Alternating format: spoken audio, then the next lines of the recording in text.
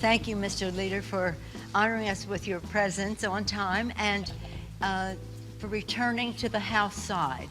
I'm pleased to welcome you and Senator Stabenow back over to the House. We were always so proud of your service here, and we're proud of your leadership in the United States Senate, and we're also pleased to welcome Senator Booker to the House. Where'd he go?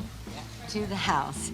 But they will agree, as will my colleagues from the House, Congressman Cartwright, Dingell, Lieu, and Neguse, that our true VIPs today. The Democrats may have to cut out important items in Biden's social spending bill in order to get the bill passed before next month. And that means lawmakers in the House are working very hard on passing a fourth stimulus check and helping out the Social Security beneficiaries. Do you believe that a fourth stimulus payment is necessary, folks? And do you believe that President Biden should send out a fourth stimulus check before the end of the year? I want to know your thoughts on this. So there is a Social Security reform bill that is set to be introduced by the House and Democrats, with the aim being that the changes will allow for Republicans to get behind it. So the new and improved version of the bill is in line with the estimates from the Social Security Administration. It's that the trust funds that the program is built on will be exhausted in 13 years' time. Come 2034, only 78% of promised benefits will be payable. Therefore, the bill has proposed pushing the date back to 2038 to give Congress more time to figure out a long-term solution to the issues regarding the program's solvency. In addition to tweaks to the SSA, to the Social Security 2100 Act would incorporate proposals made by Biden during his campaigns.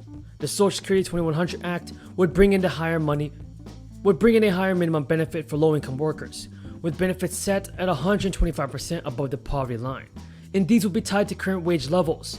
Both new and existing beneficiaries of benefits would get a boost amounting to roughly 2% of the average benefit payout too. The annual COLA will be linked to Consumer Price Index for the elderly, as this better reflects the cost that senior citizens face. What are your thoughts on President Biden and all that he's done with the fourth stimulus payments? Is he doing enough to help out the American people? I want to know your thoughts on this, everybody. Democrats have managed to strike a compromise on prices to advance their sweeping social spending bill. But as the House prepares to send a package to the Senate, the way the plan would extend price controls beyond Medicare to private health coverage. At issue is Democrats' push to penalize makers if they hike prices of medicine faster than inflation, and it's a provision that Republicans and the industry see as government overreach. Now, lobbyists are urging Republican senators to scuttle the prescription pricing language with parliamentary challenges while looking for cracks in the Democrats' ranks after the industry fought off more aggressive House attempts to impose price controls. House passage of the bill, which Nancy Pelosi vowed will happen next week, will kick off the next round of the fight over prescription pricing. One senior Senate Republican aide said GOP lawmakers are focusing on the prescription pricing piece of the legislation as they prepare to bring a raft of challenges before parliamentarian Elizabeth McDonough. Business groups like the U.S. Chamber of Commerce and the Small Business and Entrepreneurship Council are fighting for the broader social spending bill. They've echoed that these industry arguments is objecting to prescription pricing provisions. Thank you again for your support, and until next time, have a great day. Our special guests, Daniela Knight and Sarah Taylor, will tell us what this means to them and their families. I want to acknowledge the great leadership of Congresswoman Rosa DeLauro, who for the past 10 Congresses has introduced this legislation. And now we have this historic day where we can put forth Social Security for our children.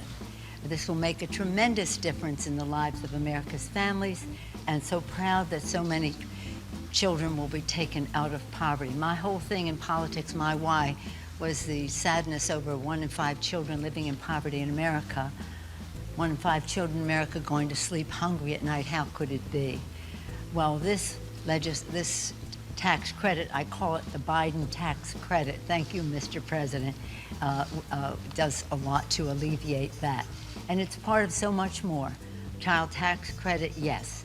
Child care, family and medical leave, so many other initiatives that were in the rescue package or will be in our families section of what comes next. So again, on this happy occasion, within this past week, we did what we promised. Help was on the way, help is here, money in the pocket, children now going back to school healthily. Ai Poo is an icon in our country. To be introduced like that by her is an honor unsurpassed.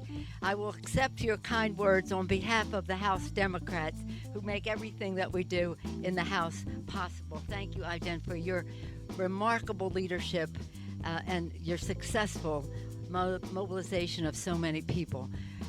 My friends, this is about family, it's about children, and it's about time.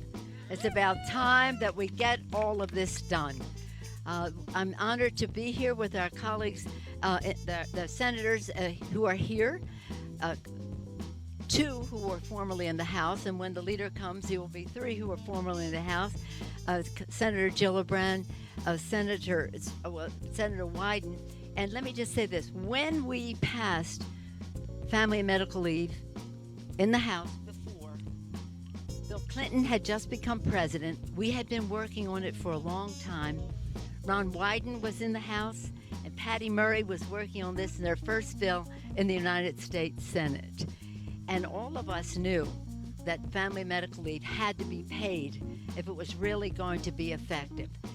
While I'm honored to be here with the senators, I want to acknowledge Rosa DeLauro, who has been a godmother of all of these issues for such a long time, and Bobby Scott, the chair of the Education and Labor Committee, and Richie Neal, again, the committees of jurisdiction. But let me talk to you about Rosa for a second.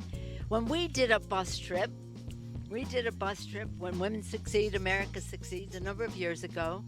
We were in her district for one of our stops, and a woman came to the front to speak. She was a school bus driver, and she said, "Let me tell you what I see every school day. I see moms come to the curb with their child, frequently crying, a child sniffling. She has to put the child on the bus sick because she has no alternative.